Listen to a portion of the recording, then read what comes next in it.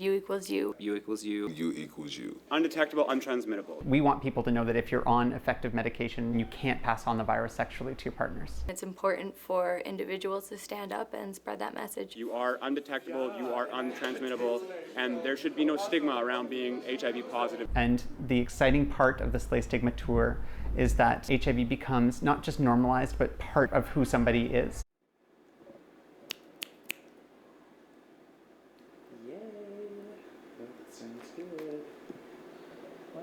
This is it. I'm so fucking excited. Yeah, what are we about to go do? We're about to go pick up a drag queen! I'm so excited to launch the Slay Stigma Canadian tour. She's gonna get some education. She's gonna learn about HIV and stigma. You're also gonna get some amazing performances from local drag performers, local performers in general. So yeah, look forward to it. We have a lot of people coming out, a lot of people that would never ever like go to like a talk about HIV or a workshop about HIV. So I think having a different, like a drag show, and having Trinity come out as somebody living with HIV, being a really good advocate in her community, was really inspiring for me. She was a start to what is now a huge movement, and I think that having her on this trip is really, it's really powerful. I'm really, really happy so far. How's it going? It's going. It's been a long day, that's for sure. All right.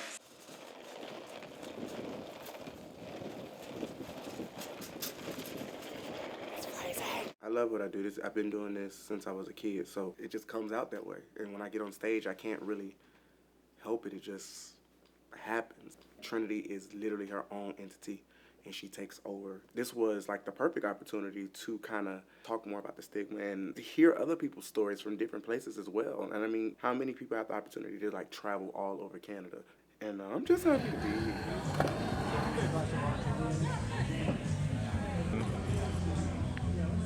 Smallest sip ever. Looks like it's Oh, there we go. It tastes like if you were eating something and it has like the juice at the bottom. Just give me this Long Island right here. We won't be anymore than an hour. I hope not. We're all got things to do. So we are just about to go to an interview with Trevor at Moose Radio here in Yellowknife. Super, super pumped. A couple of She's famous. but yeah. My name is Randy Davis. My pronouns are he, him, and I'm the Gay Men's Sexual Health Coordinator at the Gilbert Centre in Barrie, Ontario.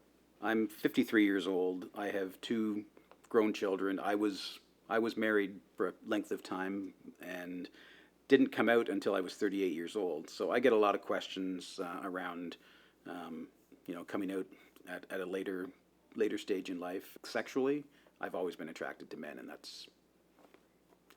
But I mean, I grew up in a time and graduated high school in 1985, and this is where it's sort of a full circle experience for me, because I mean, we're 85, you're at the height of the AIDS crisis, you've got Ronald Reagan in power in the States, and the last thing I wanted to be in the small town that I was growing up in a high school of 500 kids, was the gay kid.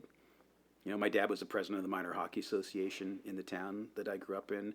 All 3 of my brothers played hockey. I was the only one who didn't. So I was already the fag and the queer in the family. To get up there and to be able to say, this is the face of HIV in 2019, and help attack the stigma and talk about what it means to be undetectable and therefore untransmittable, which simply means those of us living with HIV who are on our meds, and being on that medication, it suppresses the amount of virus in our bloodstream. It makes it impossible for us to transmit the virus. So this is stop number 1 of 24. So we're flat out over the next 30 days. So we fly out at like 6 a.m. tomorrow to go to Vancouver.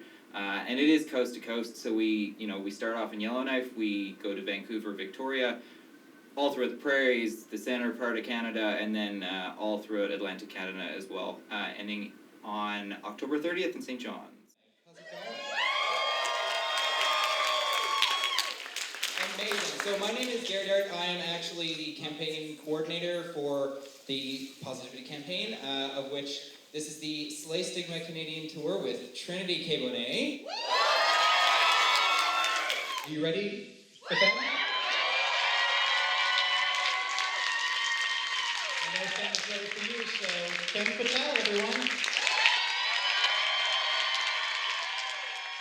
As a transgender non-binary person, I navigate a world that isn't necessarily fit for me. So what I try to do in my work and in performance is kind of bridge those two gaps that are not quite big when we think about it, because everyone wants the same thing, to feel loved and secure and safe. The small things matter. Yellowknife might be small, but it's very mighty in terms of advocacy and support for the LGBTQ2S community. That's a really important piece of trying to not necessarily change minds, but invite different opinions.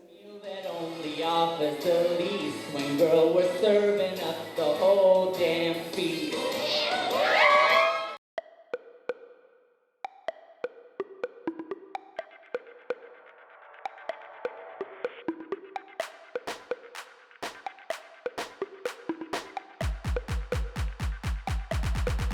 The Spams.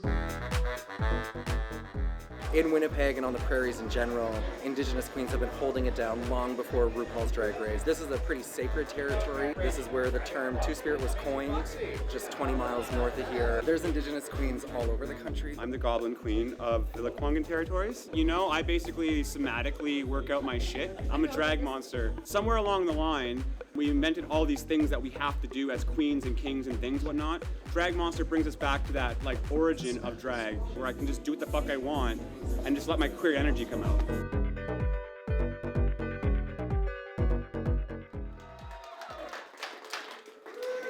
I like to think that we are walking examples. This is 31 years of self-assurance and confidence. So I'm on tour talking about myself, but I'm half of you, and they should hear you, so go ahead. I just want people to know that HIV is not what it was, and that's the critical thing that I think that's being missed. We have a generation of young people here who maybe aren't so afraid of it, and I'm okay with you not being afraid of it, but I need you to be mindful of it, okay? We tell you, I'm one of those people who kind of sends you two messages. I say, you don't want to get HIV, oh my God, oh my God, oh my God. And then I also on the other hand say, oh, you're HIV positive. It's not the end of the world. We got drugs. I realize that we're kind of sending you two messages at the same time. You have to, though. But I have to. My message is to you this: get tested, get tested, get tested. I typically would ask everybody to sing happy birthday, but my manager / godfather is very, very talented at singing, so I'm gonna let him sing happy birthday to her, and then she got to come over. Happy birthday to you. Happy birthday to you. Happy birthday, dear Elena. Happy birthday to you.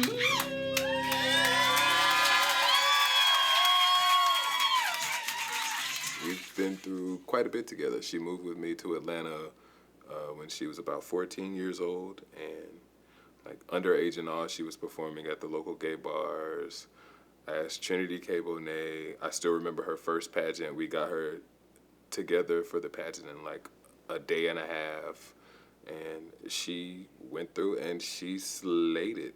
Since day one, she's been what we call a lip sync assassin, and she's, that's my baby.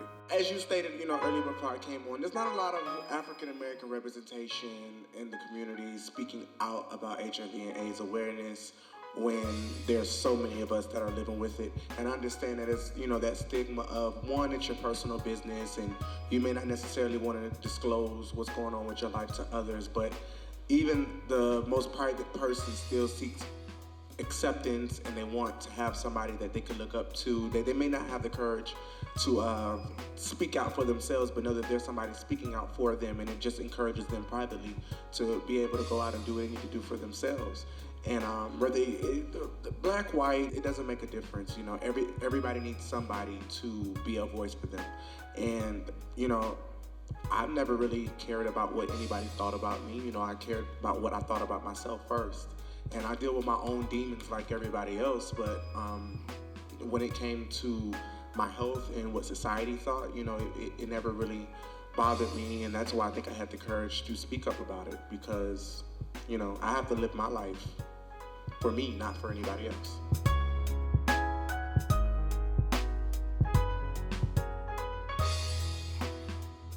I got it at 18, I honestly had no real knowledge on it. I didn't learn about it in sex ed in high school. And all I knew about it was what I had seen or heard on TV. And that's always like blown out of proportion. Like I really knew nothing. I grew up in the country and I became a city kid. And so like nights like tonight, I honestly feel like I wish it would happen more often. The first time I had unprotected sex was when I got it. I was that 1.34%, and I never thought I would have been. It completely changed my life. I grew up wanting to be a dad and wanting that picture perfect life, and I thought when I got it at 18 that was all done for. And like now I know that like through the knowledge and growth of what I've learned with HIV, I know that I can have a family and all that can still happen, but it's still hard because the knowledge still isn't out there. When I dance on stage about my HIV, all my kind of worries or doubts about myself, about anything I'm going through currently before that performance is just gone. It really has been my saving grace. I don't know what I would do without dance.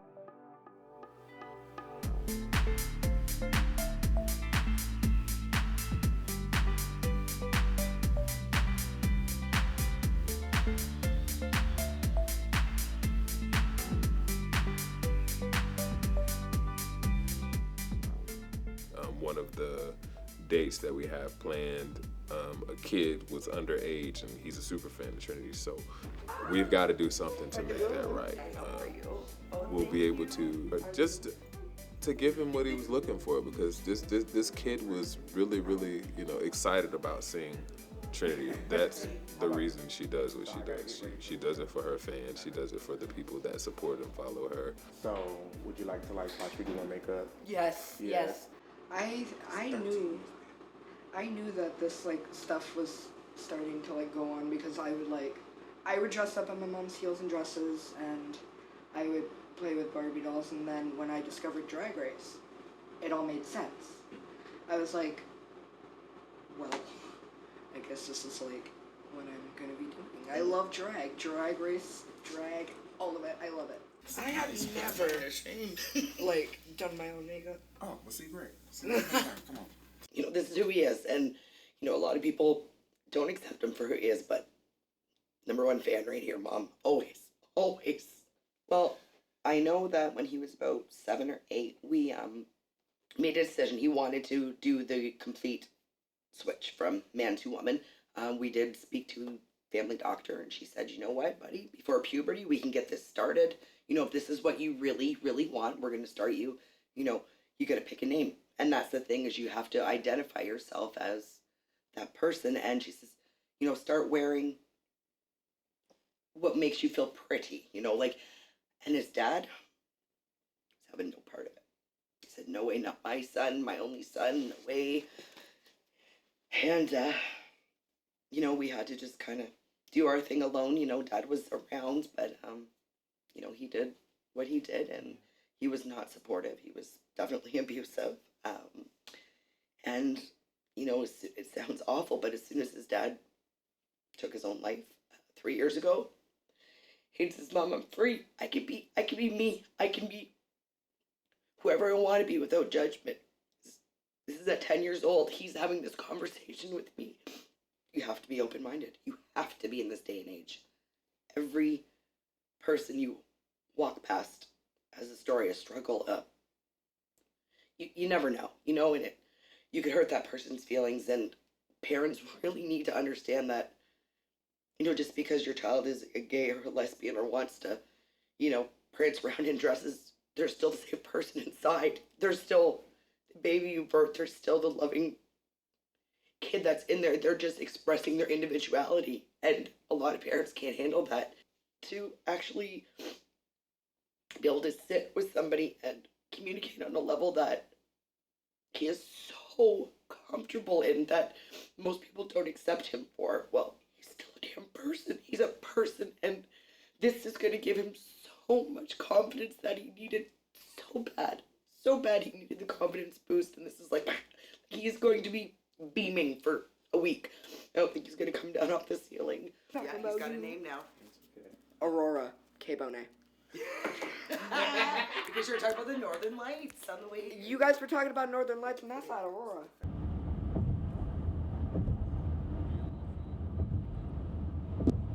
Bending, squat.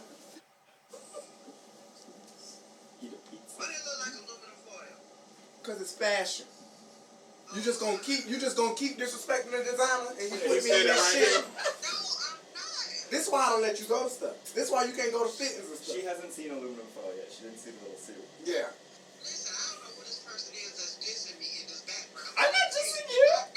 I have only respect. I have only love. She don't. Love, baby. Love. Love only. Hi folks, we're gonna get started in about 5 minutes, so I'll be ready in 6. Good girl. We don't need you for 15 though, darling. You're gonna let me be an ass. The first queen will probably be on in 10 to 15 minutes probably. And I'll come get you folks as well, so. Not because I'm not a great guy, not because I'm not pretty as fuck, not because I'm not talented, but because I do drag and he doesn't want to hear the next person say, why? A person won't disclose their status because they don't want to hear the next person say why. Baby, look, if I didn't start loving myself, I would have been gone a long time ago.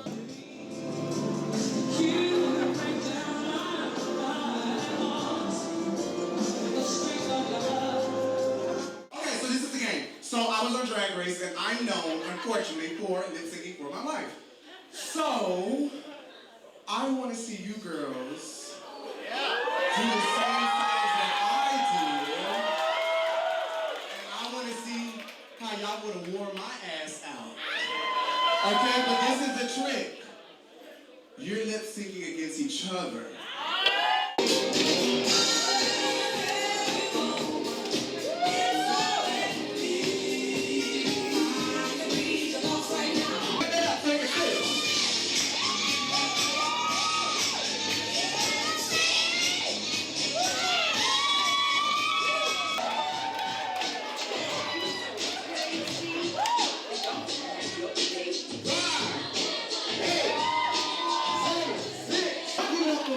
This your winner tonight,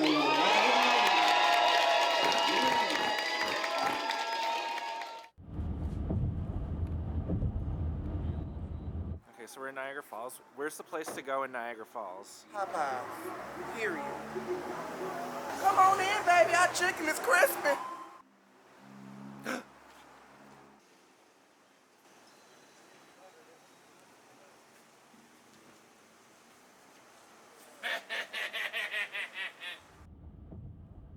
I think that people have become, I don't know, blasé about HIV and AIDS and where we've come from and where we're at today.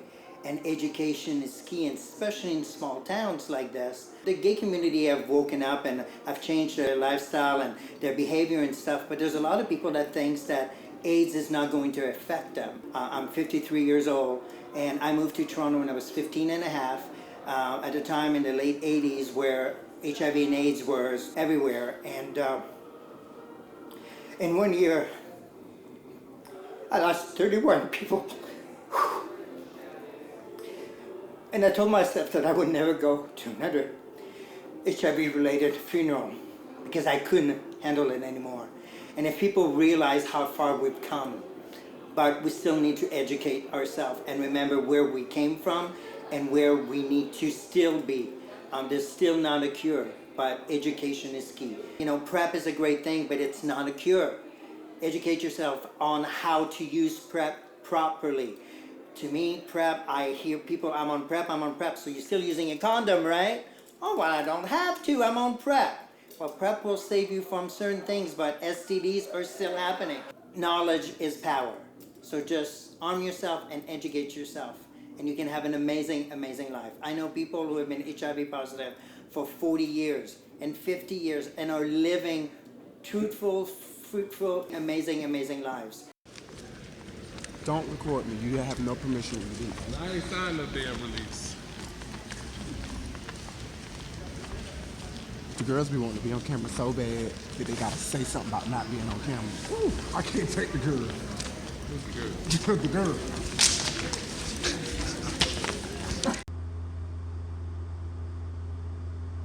Queer and trans folks don't know about PrEP and PEP, and that's so sad. There's been very little research that's ever been done within the trans community and how it affects trans identified people, and even queer trans men are often excluded from many queer men's spaces. You know, Windsor, Essex is my home. I've been here most of my life, and I thought it was important to found the first transgender center in Canada in this community because it is such a blue-collar community. What we're seeing is that we're fierce and that we have so many capabilities, and the community is starting to see that. Now, what I also still face, though, is I was just the feature article in the Drive magazine here locally last week, and my car got keyed 2 days after the article came out.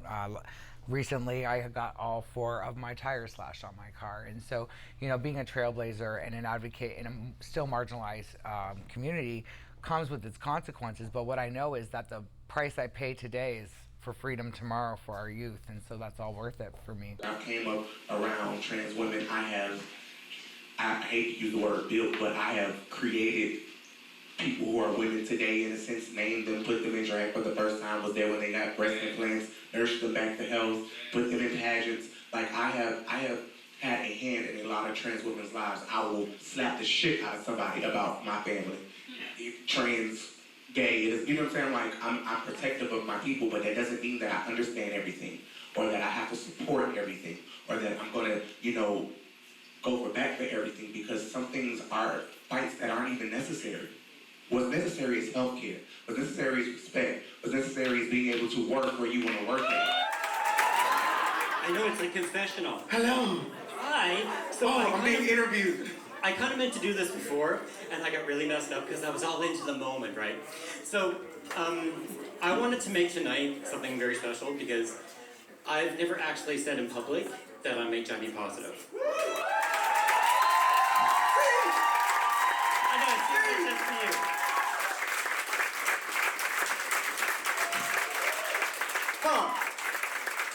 Look at all that weight just fell on the floor. I feel it. Look at all that weight just fell off you. It just fall off you. And when I started to talk to you, I just got the most amazing feeling off you. And I've always wanted to say, like, it almost killed me. Like, it drove me to a nervous breakdown. I was at the lowest I've ever been in my life. I had to be monitored. I was suicidal. It was bad, girl. But when I balled it all up and looked at it as it's just a pill. Well, actually I did too. But it's just a pill. And like you, I've never known side effects. I think it's been 4 years. I really don't care. I've never known side effects, and it's really no big deal. It really isn't. And in the end of everything, depression, everything, it has made me stronger than I've ever known I was going to be able to be in my life.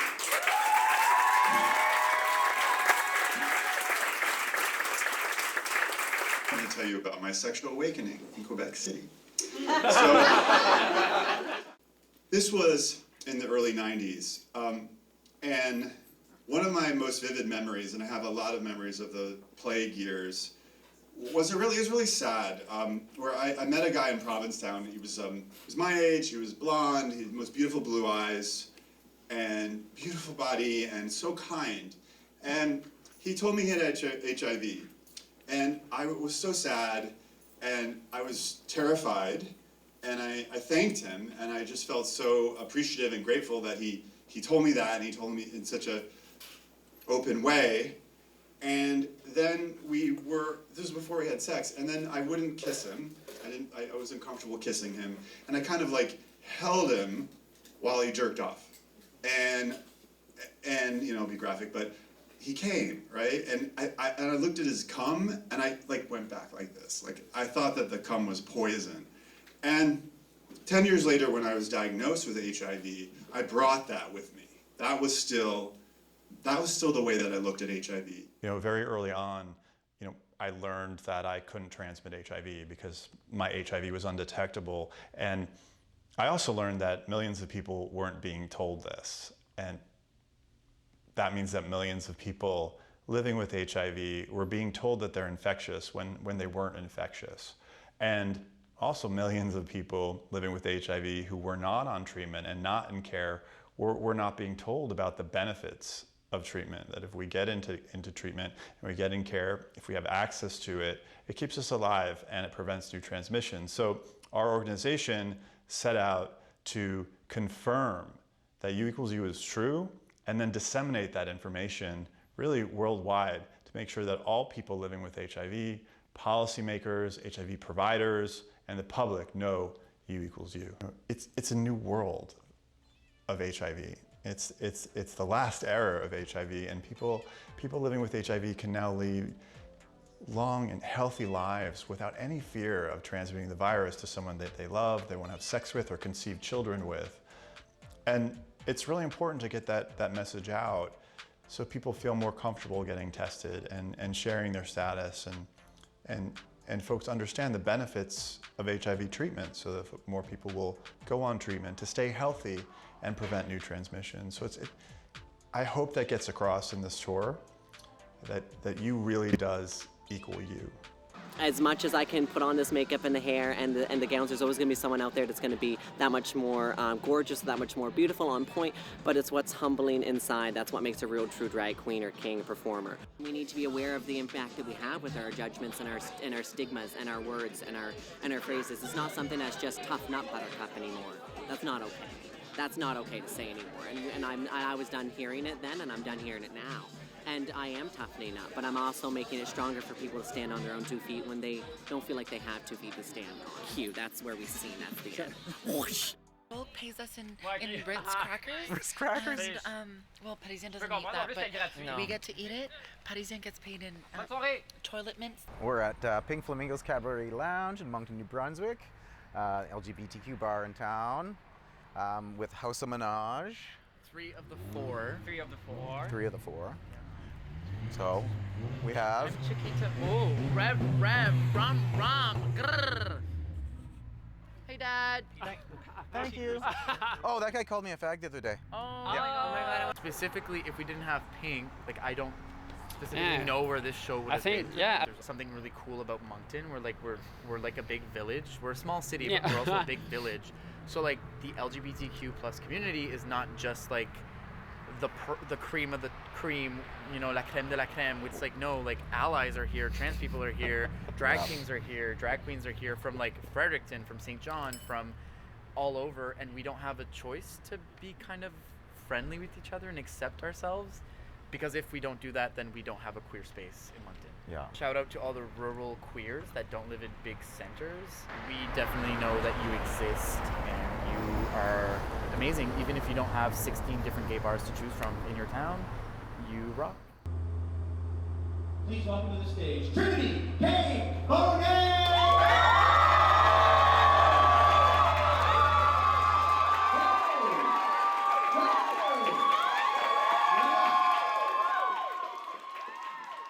I want to be around for the long haul. I want to be around for the long haul. I want to be able to tell my story 30 years from now and still be able to encourage people. And all of the people that I've met that have, you know, told me their story on the road, like 30 years, 30 plus years, 20 years, you know, it's really amazing to be able to meet all of those different people. There are so many more of us going through the same thing, but they still live in this box. And they still live in a time where they feel like they can't be open and honest. Like there is no one queer experience, there is no one experience of someone living with HIV. It looks differently. And that is the last challenge we issue to people is, what is the image in your mind of someone living with HIV? Is it someone who is getting up on stage to perform, to entertain you, to challenge you? When HIV was first spotted in North America in the 80s, it was the defining feature of the decade for queer communities and for the rest of the population. And now it's not something that you're necessarily confronted with. That's the challenge for us as a community, and we're continuously inspired by our colleagues. We challenge people to see folks living with HIV as a part of their community opposed to something external to it. I can say 24 cities, the conversation has been different, a little different every time. you know, this is bigger than just HIV. You know, we touch other people in other ways because people suffer from depression and anxiety and all these different things. All of these things have, you know, stigma behind it.